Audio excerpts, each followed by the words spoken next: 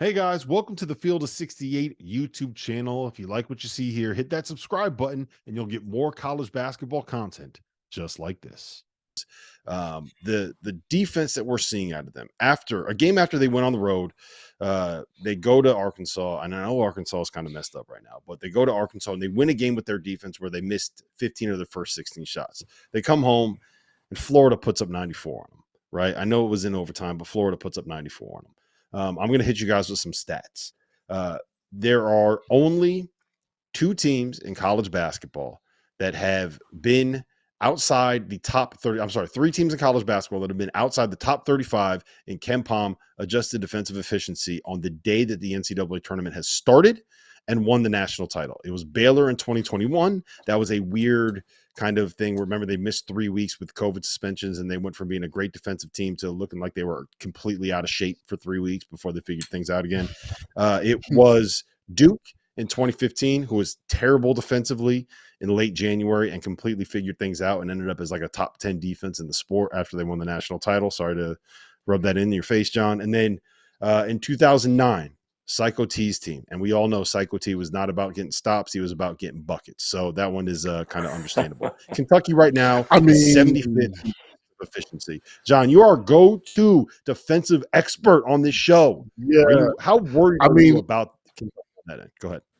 I'm really worried because if you think about those teams, like think about the dudes that was on that other end of the court. Like there were some dudes. Like you can go T. Hans's team. I mean, you can go the Duke team, right? Like even Baylor. Like yeah, they finished stronger defensively, but like I mean, they could smoke you out of the gym if you let them.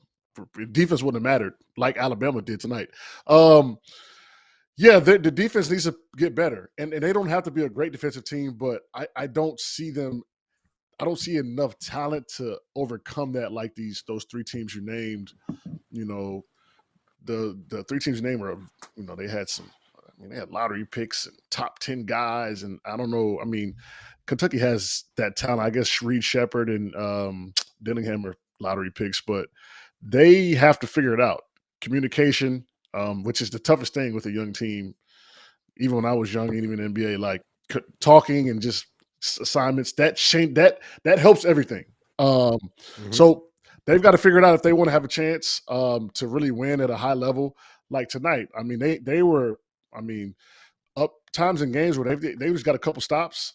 We knew what they could do offensively. They would have blown this thing open, and they just couldn't do it. And came back to bite them. Florida wins in overtime.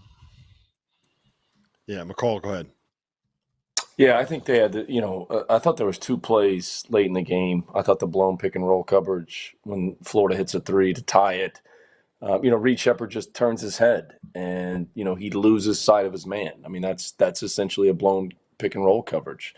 The other one late in the game when it's a 2-point game and, Florida's guard turns it down at the top of the key. That's a blown pick and roll coverage. Like those little things, like you can't blow pick and roll coverages when the game's on the line.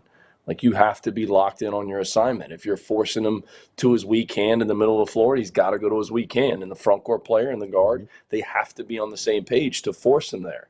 Reed Shepard, you can't lose sight of your man. I mean, I know Clayton ball faked and got the open three, but he should have never even gotten that catch with how he was playing. I think their lack of depth in this game really showed.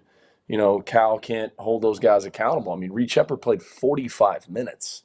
That's a lot of minutes for a freshman guard in an SEC game when they just played on Saturday. So I think that plays a factor, but I think tightening up those defensive assignments, especially late in games. How are we guarding a middle ball screen? Where's the protection coming from if the ball screen's being set on the side of the floor? Where's the protection coming from if it's in the middle of the floor? Is there a double side? Is it a single side? Things like that. They just have to clean that up. Because I do think offensively they're executing. When you watch them, I don't know if I've ever, and I scouted against them for a number of years when I was an assistant coach at Florida. Like, I don't think I've ever seen Cal run as many sets as he does. They're executing, and the ball's being flown up the floor, and they're sharing the ball. They just have to tighten up their defense. And I think it's just a few blown pick and roll coverages that they've got to get corrected. Know where the protection is coming from in ball screens, whether it's in the middle of the floor or on the wing. Yeah, well, the majority of the lineup that played the majority of the minutes tonight: freshman Reed Shepard, freshman Ungana Onyeso, and freshman Reed Dillingham were all on the floor. There's a reason why people say the best thing about freshmen is they become sophomores. So, yeah, I think that has a part to play in that conversation as well. Thank you for watching the Field of 68. If you've enjoyed what you've seen here, hit that like button, share this link with your friends, or check out the description for some other places that you can consume Field 68 content.